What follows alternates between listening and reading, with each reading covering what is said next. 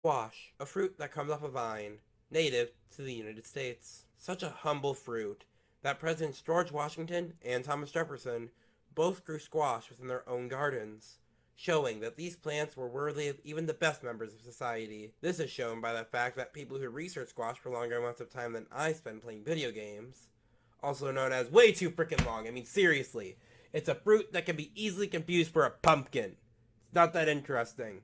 But people who decided to study squash instead of doing something fun found that squash most likely originated up to 350 million years ago, alongside other plants such as watermelons and, of course, pumpkins that are found elsewhere in the world. Another fun fact about squash, they're zucchinis. Yeah, according to their species, both zucchini and yellow squash are, according to the laws of the universe, scientifically, legally, the exact same thing.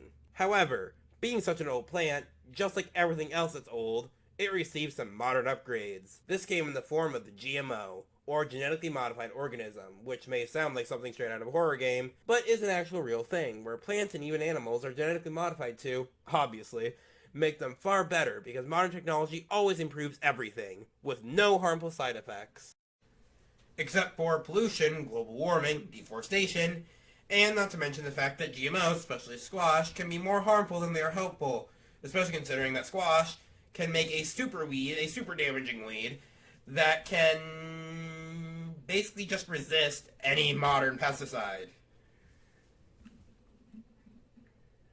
Get out of here! Okay, so GMOs may be kind of bad, but there's always a positive side. In this case, genetically modified squash is immune to two diseases that would normally kill squash by the yards, meaning farmers that grow squash stand to benefit from them as this allows them to make more of a profit, which, to sum it up, means farmers can rake in the dough without worrying about their crops dying. Raking in the dough. Are you forgetting that farmers are struggling economically? Say, get out of here! Never. Especially since I draw you, so I can raise you. No!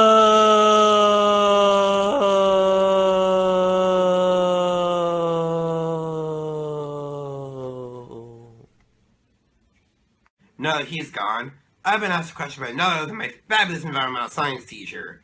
And that question was, should we continue to genetically modify crops? And to be honest, my answer is yes. I think that GMOs are an effective way to combat viruses and allow farmers to get more money from their crops. And I can prove it. The first piece of evidence are crop yields.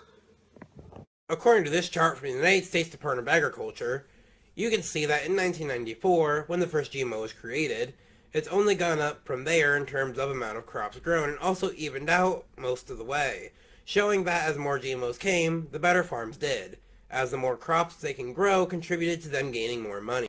Not just that, but also take the story of Mr. Bernie Thiel, a farmer who had a whole yield of squashes that would wither away almost every year. Until he got GMO squashes, which were immune to disease, and now he says he's making more money than ever. And on top of both of those facts, there's even evidence that GMOs can make people even healthier, as they can add in vitamins and other such things the body needs, allowing you to have what you want while still staying healthy. And that's really all I got for this video.